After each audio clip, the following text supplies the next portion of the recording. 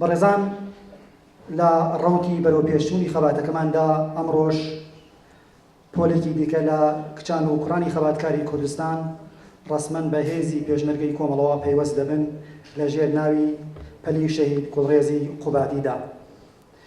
ئێستاش هاوڕێیانی تازە پێشمەرگا چەک و کارتەکانیان لەدەست هاوڕێ محەممەدی مەحیدینی یەکێک لە مەسئولینی فێرگا وەردەگرن. من لێرە ناوەکانیم دەخوێنمەوە کای فەرموو.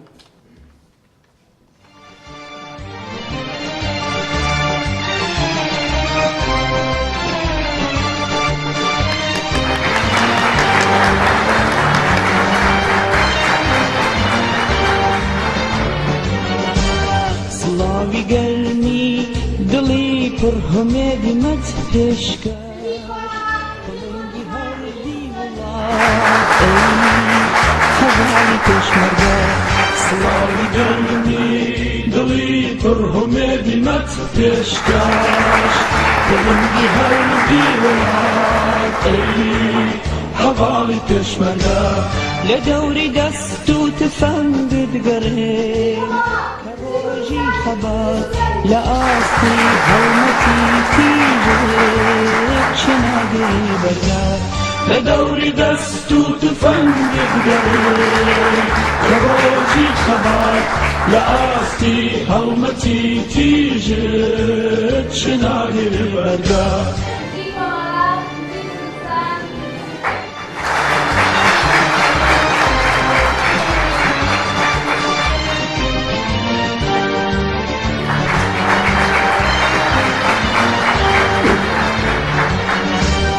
ئەوێستە تۆی لە شەوی تار مۆمی هەڵگیرسا لە نێودڵی شەوەزەندا وەکو گوڵێک کراسا. ئەوێستە تۆی لە شەوی تار مۆمی هەڵگیرسا لە نێودڵی شەوەزەندا وەکو گوڵێک کراسا. هەمێدی مەت پێشکەش بەڵێنگی هەردی وڵات خەباری پێشمەرگە. سڵاوی گەرمی دڵی پڕ هەمێدی مەت پێشکەش بەڵێنگی هەردی وڵات دەوری دەست و تفەنگت گەڕێن کە ڕۆژی خەبات لە ئاستی هەڵمەتی تیژێک چناگەی بەرگا. لە دەوری دەست و تفەنگت گەڕێ کە ڕۆژی خەبات لە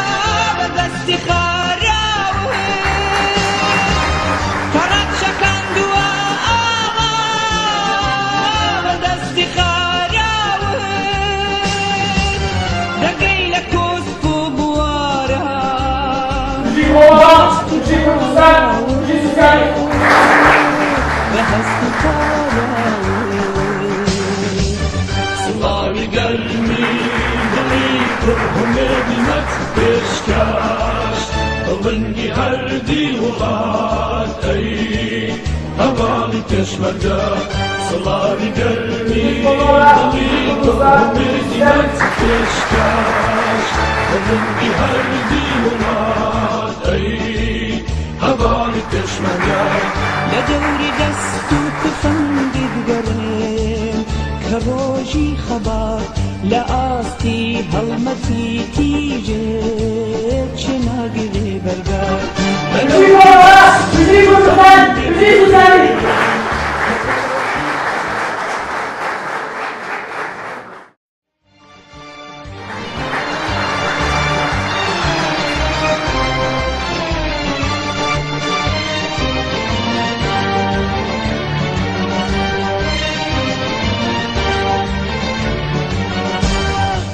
سڵاوی گەرمی دڵی پڕ هەمێدی مەچکش بڵنگی هەردی وڵات ئەی هەواڵی پێشمەرگە سڵاوی گەرمی دڵی پڕ هەمێدی مەت پێشکەش بڵنگی هەردی وڵات ئەی هەواڵی پێشمەرگە لە دەوری دەست و تفەنگی بگەڕێ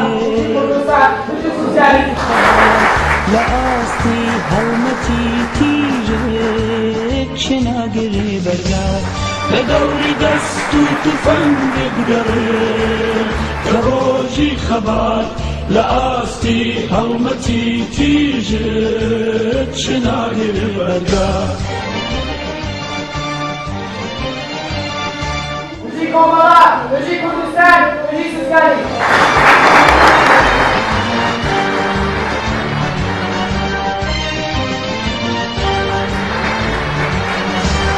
ئەوێستە تۆی لە شەوی تار مۆمی هەڵگیرساو لە نێو دڵی شەوە زەنگە وەکو گڵێک راساو ئەوێستە وزی کۆمەڵا، وزی کوردستان، وزی سوزگاری.